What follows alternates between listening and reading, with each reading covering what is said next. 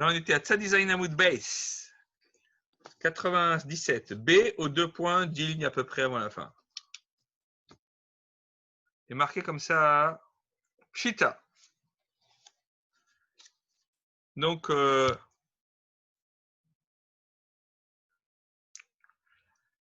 c'est évident le truc. Nitkaven Nizrok Shmona Vezarak Arba. Il a l'intention de jeter un objet sur 8 coudées dans le domaine public. Il n'a jeté que 4 coudées. Arekatav Shem Mishimon. Ou alors, elle a écrit le nom Shem, qui veut dire quelque chose, 2 lettres. Mais il voulait écrire Shimon, qui en faisait 5. Alors, qu'est-ce qui va se passer? Nitkaven Nizrok Arba Vezarak Shmona Maou. S'il a eu l'intention de jeter 4, il en a jeté 8. Quelle est la lacha?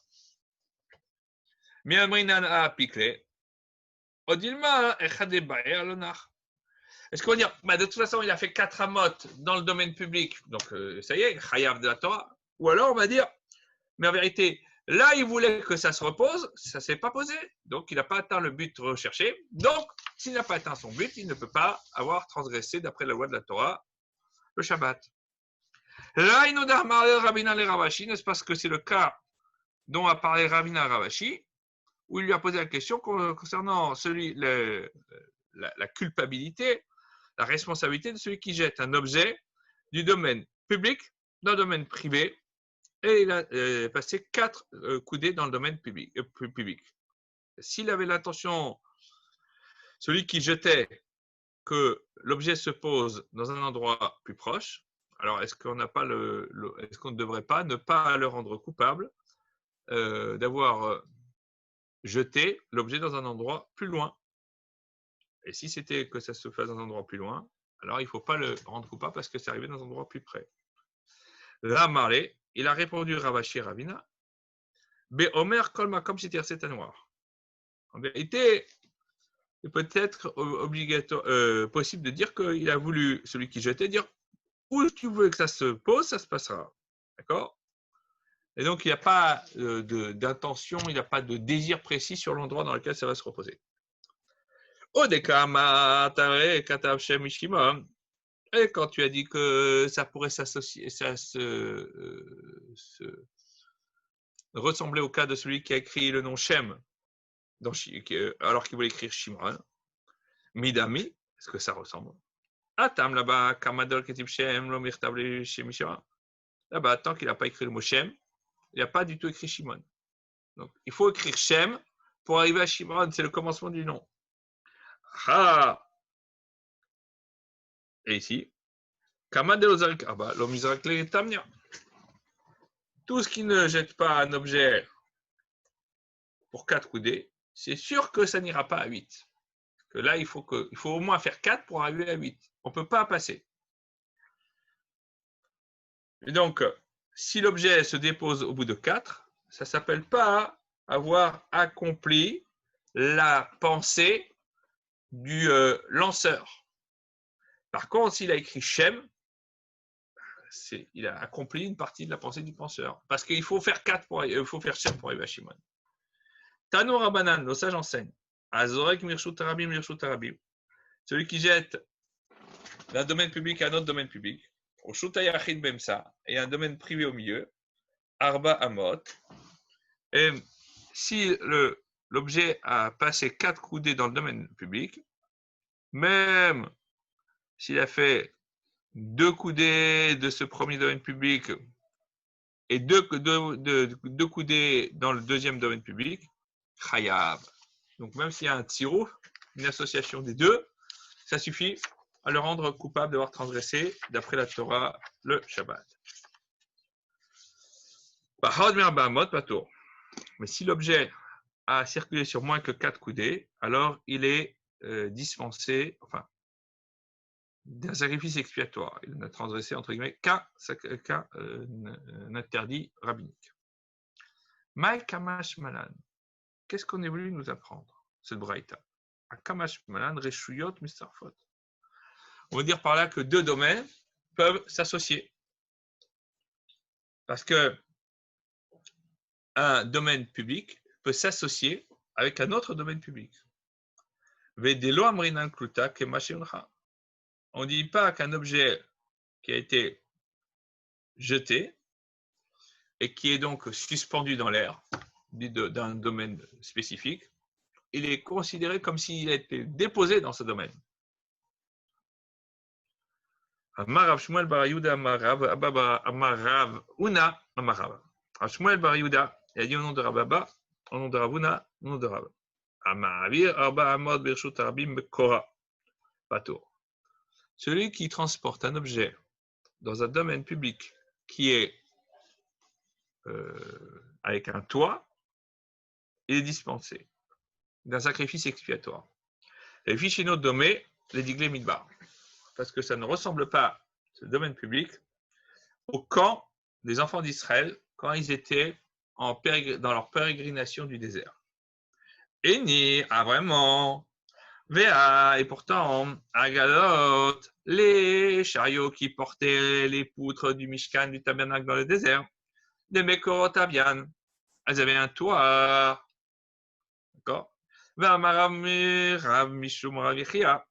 Et Rav, il a dit au nom de Rav Yechia à ce propos, à propos de ces chariots. Agalot, les chariots qui servaient à transporter le tabernacle dans le désert. Tartehen ou Benehen, Vetidehen, Reshut Rabim. Donc, le sol, ce qui est en dessous des chariots, l'espace qui est entre chaque chariot, et le côté des chariots, Reshut Rabim, c'est un domaine public. Donc, si je passe d'un chariot, de l'espace qui est entre un chariot et un autre, je transporte dans le domaine public. Et donc, et bien que les chariots soient recouverts, qu'ils aient un toit, il n'en reste pas moins des domaines publics. Comment est-ce que tu peux dire que ce qui est mécouré, ce qui a un toit, eh bien, ce n'est pas un domaine public. Kikamarav, quand il a dit ça, Rav, Bedarata, c'est dans des endroits où ils se sont situés en dessous des espaces qu'il y a entre les rangées de poutres. Et ces endroits-là sont découverts. Donc, comme ils sont découverts, alors c'est à ça que ça s'applique. Mais Kedi, or Kadargala Kamavai. Alors maintenant, la Gemara va se poser un peu la question, il faut attacher la ceinture, un peu de calcul. La longueur du chariot, c'est combien? D'accord? Le chariot qui transportait les ustensiles du Mishkan. Hamesh Amin. 5 coudées. Là, il l'a dit au pluriel, au masculin, bien qu'on dise d'habitude Hamesh Amot, mais Hamesh Amin, c'est la même chose. Poutia de Keresh Kamavai. Quelle est la largeur de chaque poteau? Amta ou Palga. Une coudée et demie. Kama motive. Combien de rangées de poteaux on peut mettre sur la longueur de la paroi du chariot? Tlata, 3, et pas plus. Et avec ça, on attrape sur les 5 coudées de la longueur du poteau, 4 coudées et demi. Oui, 3 fois 1,5.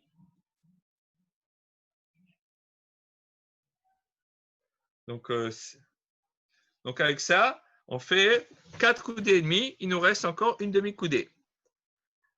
Donc, Kama motive, combien on peut mettre? On a dit 3. Pachatle Palga de Amta. Donc, il nous reste une demi-ama, une demi-coudée. Donc, 5 moins 4,5. Kishadile Mar Beni ou Beni.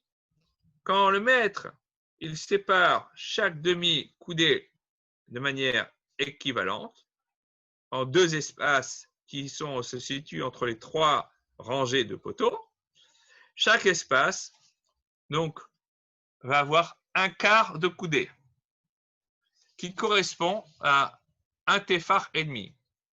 Chaque ama fait 6 tefachim. Donc, chaque coudée fait 6 palmes. Donc, si on a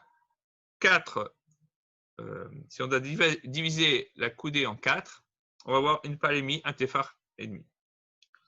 Que la voûte d'amis. Et quand on a moins que 3 tfachim, c'est considéré comme lavoud. Et donc, les espaces sont considérés comme remplis. C'est comme si on avait un espace totalement comblé. Et donc, même ce qui se trouve en dessous de ces lieux, de ces espaces entre les rangées de poteaux, c'est comme s'il était recouvert. C'est pas recouvert, mais c'est comme si c'était recouvert. Pourquoi? Parce qu'il y a moins de 3 tefachim, il y a un tefach et demi pour chaque espace. Et donc, la question, elle revient, que Rav, il a dit que sous les chariots, c'est considéré comme un domaine public, bien que ce soit entièrement recouvert. Alors, on avait dit avant que si c'est recouvert, ce n'est pas un domaine public. Mais est-ce que tu penses que le Lévi qui portait les poteaux, il le portait sur leur côté le plus large, parce que et qui fait un coudée et demi? Non, c'est sûr que non. Achudan Manachlevu. Il le portait sur le côté le plus étroit, sur la tranche, et le côté le plus étroit des poteaux, ce n'est qu'une coudée de largeur. Et donc, si c'est comme ça, entre les rangées, alors, c'est plus 3 fois 1,5, c'est 3 fois 1. Ça fait 3 coudées. Ça veut dire qu'il reste 3 coudées qu'il va falloir séparer en 4. Or, chaque coudée fait 6 palmes, 6 tfachim. Mendel, il est fort en calcul. 3 fois 6, 18. Que tu divises par 4, ça fait 4 tefach et demi. Or, à 4 tefach et demi d'espace, on ne peut pas considérer que l'espace est comblé. C'est un vide sidéral. Comment est-ce qu'on peut dire que c'est recouvert à cet endroit-là? À cet endroit-là, sur la partie la plus étroite, l'espace entre les poteaux est tel qu'on peut considérer qu'effectivement, en dessous, ce n'est pas recouvert. Sauf, alors, la partie la plus épaisse du poteau sur la partie la plus étroite. Donc, l'épaisseur du poteau, c'est la partie la plus étroite. C'est combien? Amta, une coudée. Kamava motive. Combien de rangées de poteaux il peut le Lévi mettre sur le chariot? Arba'a, 4 rangées. D'accord? 4 qui vont attraper les 5 coudées de longueur. Pachatli Amta. Donc, il reste une ama, une coudée. C'est ça l'espace entre les rangées. Kishadelemar Beni ou Bene. Quand on va séparer ça entre eux, eh bien, on va avoir une ama qui va diviser entre 4 rangées de poteaux. Donc, ça veut dire que chaque rangée, chaque espace va avoir un tiers de ama. Un tiers, c'est combien? C'est 2 tfachim. Et 2 tfachim, kilvut dami, c'est considéré comme si c'était sur la même branche. C'est donc considéré comme fermé.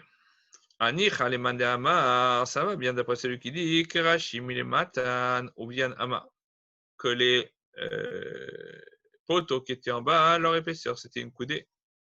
Mais les marlan kalin balchim ad ke etzba, ils deviennent de plus en plus fins jusqu'à qu'ils arrivent à l'épaisseur d'un doigt.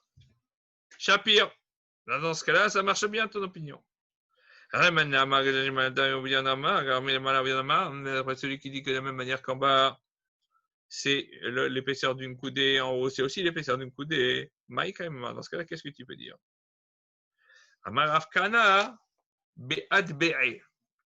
Rafkana, il on parle de adbe'e, que l'espace qui était entre chaque rangée, comme tu penses, eh bien, on mettait entre ce qu'on appelle atavim, c'est-à-dire quelque chose qui permet de serrer les planches. Et donc, au début du chariot, on mettait deux rangées de poteaux qui sont l'une proche de l'autre, sans aucun espace, comme le hatav que l'on fait à partir d'un bâton que l'on que l'on fend, et ça permet de faire quelque chose qui va s'emboîter. Et donc, on a ce qu'on appelle un emboîtement mâle et femelle qui permet de bien tenir les poteaux et ça évite que ça bouge. Voilà, avec ça, c'est parfaitement encastré.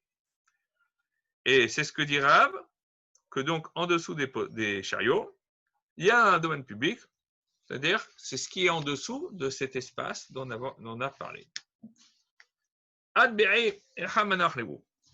Malgré tout, ce adbe'e, on va dire, c'est presque des Lego, des Playmobil ou des mécanos. Où est-ce qu'on le posait? Agaba d'Agala, sur le dos du chariot. Agaba Agoufa, mais Korarai, mais le chariot lui-même, il est avec un toit. Et donc, elle a un sol. Ça veut dire qu'il y a un toit au-dessus et qui est au-dessus du domaine public. Et donc, on voit bien que si c'est avec un toit, même si c'est face à l'espace qui est entre les poteaux, et malgré tout, comme Rav, il a dit qu'en dessous, c'est un domaine public. Très curieux. On tourne la page. Amar Shmuel, il dit Bitédot. Il dit les chariots, ils n'avaient pas de sol. Mais il y avait des chevilles d'une paroi à l'autre. Et entre les chevilles, il y avait des espaces importants où on ne peut pas dire que la règle de Lewood, donc disant qu'il y a une projection qui fait qu'on considère que l'espace est clos, va s'appliquer. C'est pour ça que Rav dit que l'endroit reste sans être recouvert et qu'en dessous de cet espace qui est entre les deux paires de rangées de poteaux, eh bien cet espace-là est considéré comme un reshut rabim, un domaine public. Tano Rabanan, nos sages enseignent que Rashimi Matan ou bien Ama, les poteaux en dessous d'eux, leur épaisseur c'est une ama, une coudée.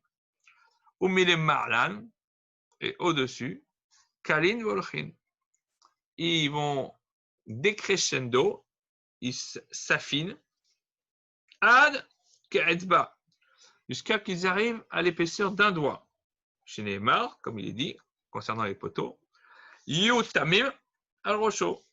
Ils seront parfaits à sa tête. Voilà nos Omer.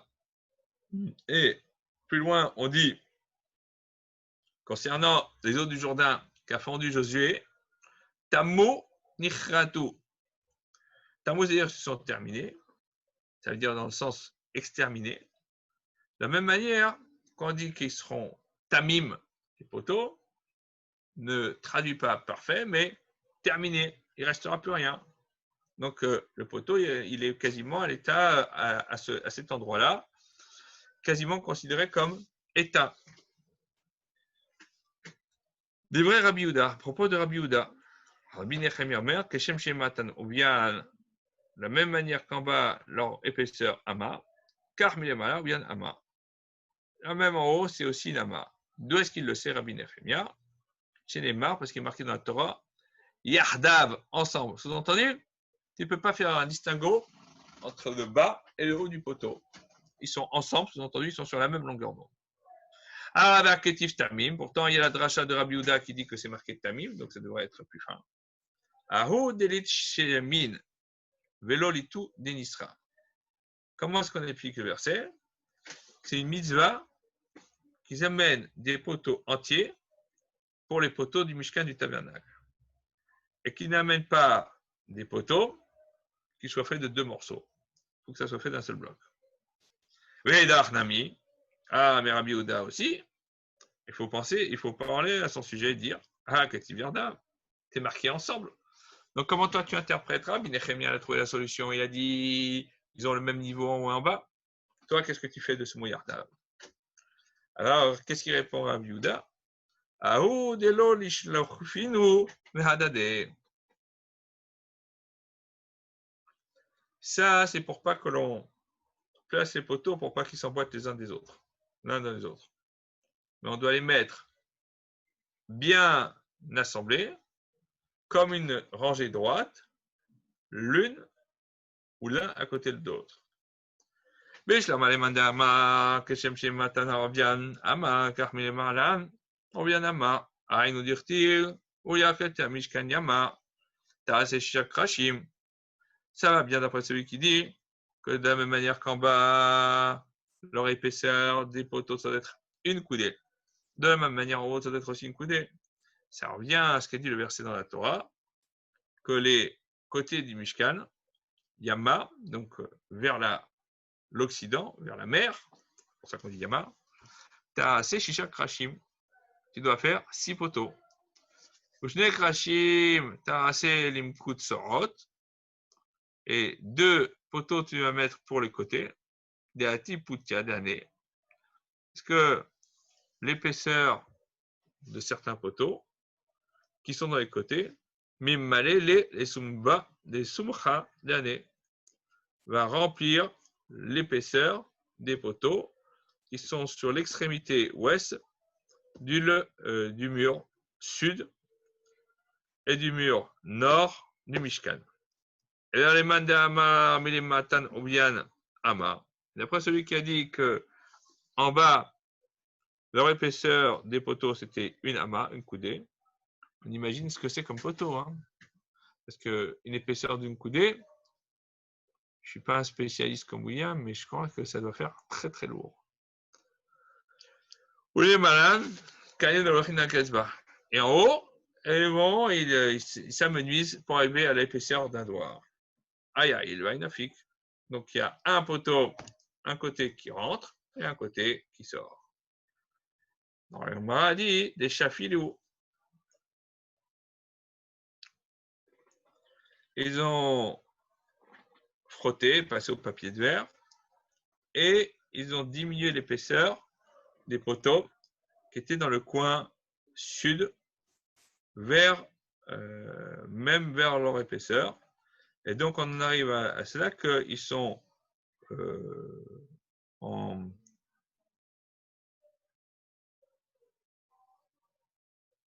épaisseur, ils sont en diagonale. Et on arrive à ce qu'ils soient en diagonale. Et donc, qui tourinent comme les montagnes.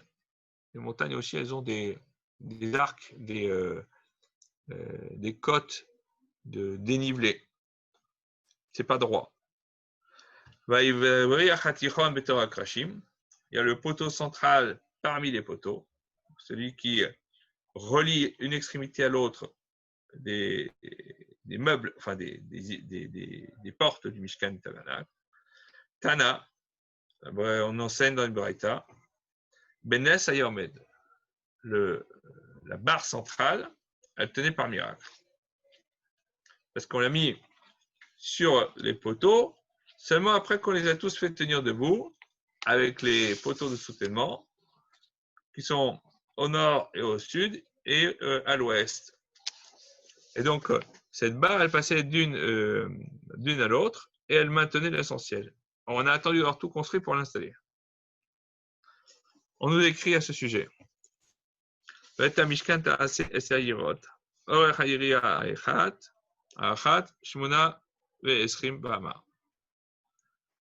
le tabernacle, tu feras 10 coudées, 10 teintures, 10 tentures. La longueur de chaque tenture, c'est 18 coudées. Shadi Orkaihu, les Poutia des Mishkan. On dit, mais leur largeur, leur longueur, leur largeur de ces tentures sur la largeur du tabernacle. Kama Avia. C'est quoi la longueur de ces tentures?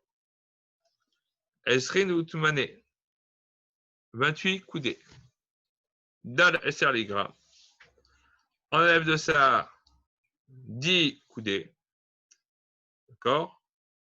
Pour le toit, qui est au-dessus de tout ça, au-dessus donc du Mishkan, du tabernacle. Il va rester 19 coudées, 9 coudées, pardon, d'un côté des rideaux, nord, et Téchar la Hagita, et 9 de l'autre côté. Et chacun a la tâche qui lui incombe et qui est impartie. Les Rabbi Yehuda, Miglai, Amad et Adama. D'après Rabbi Yehuda qui pense que les poteaux, ils vont devenir de plus en plus fins jusqu'à qu'ils atteignent l'épaisseur d'un doigt en leur tête. Alors, c'est seulement la coudée des poteaux de soutènement qui était dévoilée.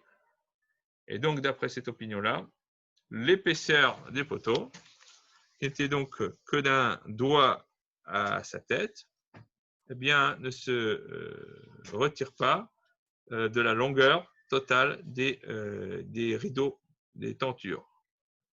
Et donc, quand on étend la tenture depuis là-haut, il y a 9 coudées qui vont sortir, qui vont tomber de la tenture et qui vont recouvrir à l'extérieur 9 coudées. Parmi les 10 coudées de la hauteur du Mishkan, du tabernacle. Rabbi Yehuda, d'après Rabbi Yehuda, dévoile une ama, une coudée, des poteaux. Shadé Putayum, les orkanes des Mishkan. Mais la largeur de la tenture sur la longueur du Mishkan. Fais la mesure, d'accord? Kama avia, ça correspond à quoi? Donc, la largeur des tentures. Arba'in, 40 coudées. Après qu'on ait tout mis ensemble, d'accord? Dal tatin ligra. Enlève 30 coudées pour le toit qui recouvre les ruines du tabernacle. Pas chez les OSR. Donc, il nous en reste 10. D'accord? Les Rabbi Yehuda, Mechassia, Amad et Adanim. D'après Rabbi Yehuda, ça cachait même la coudée des poteaux de soutènement. Parce que d'après son opinion, l'épaisseur du poteau, qui était donc du côté gauche, alors à l'Occident, eh bien, n'avait pas moins que la largeur de teinture. Et toutes les 10 coudées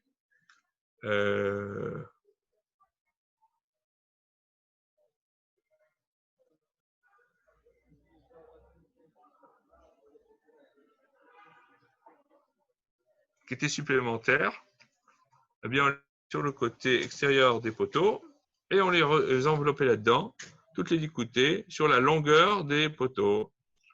Donc, ça inclut aussi la coudée qui est tout en bas, qui est mis qu'on inclut dans les adanim, parce que les adanim, c'est les poteaux, c'est les sortes de blocs de soutènement, et on met le kéresh dedans, on le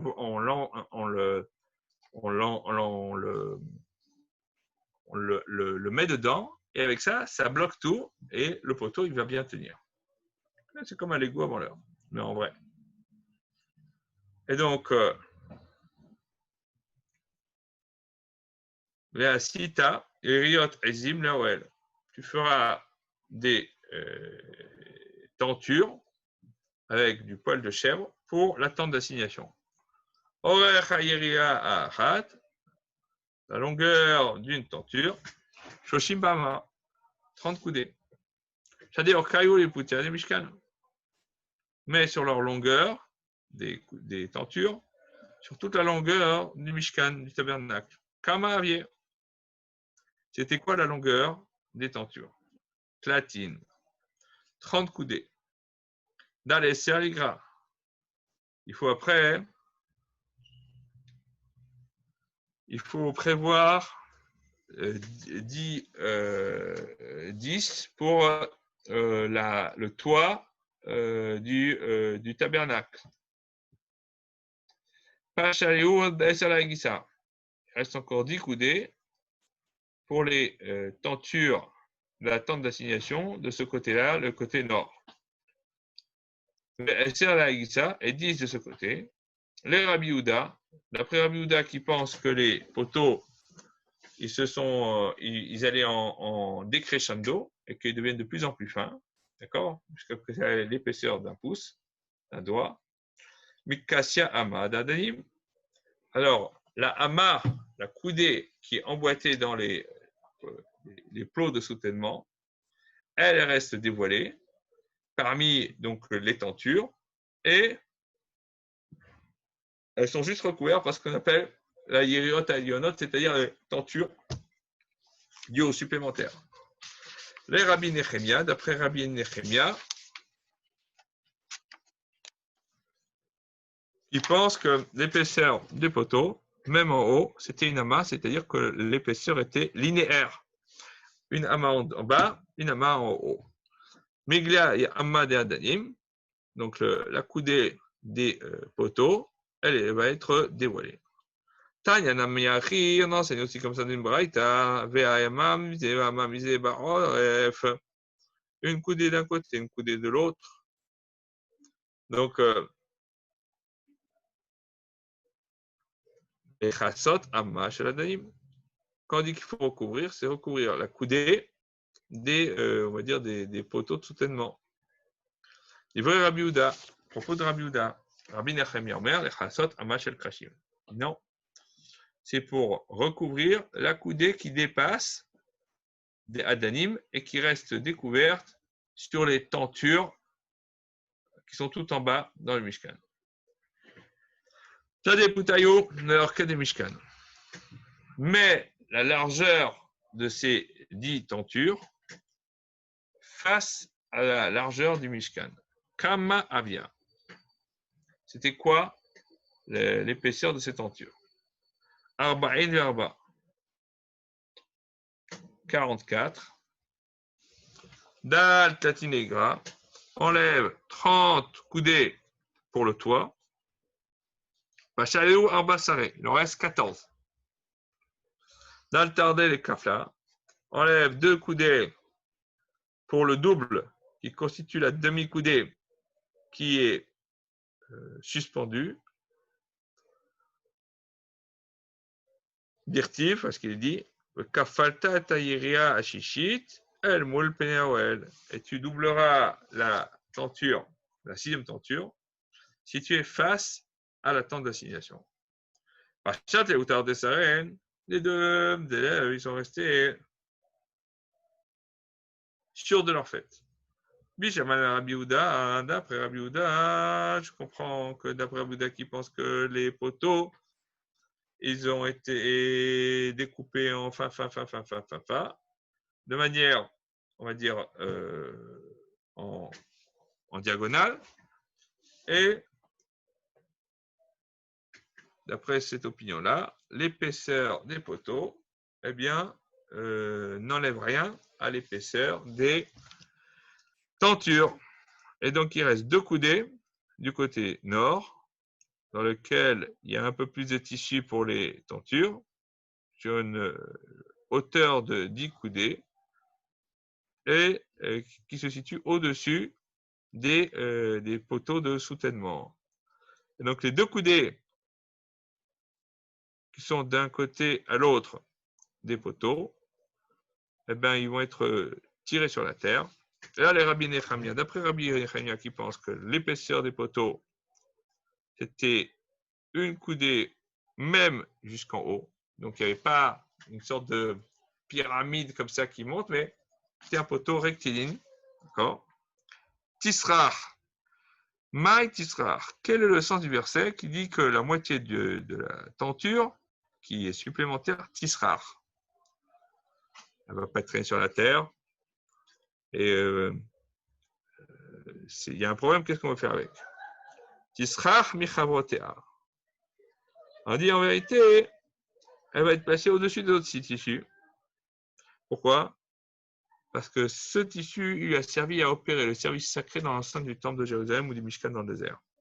Et donc, ça ne peut pas être mis sur le même plan. Tana de Rabbi Ishmael, on enseigne au Betamidra de Rabbi Ishmael, la Ma Mishkan Domé.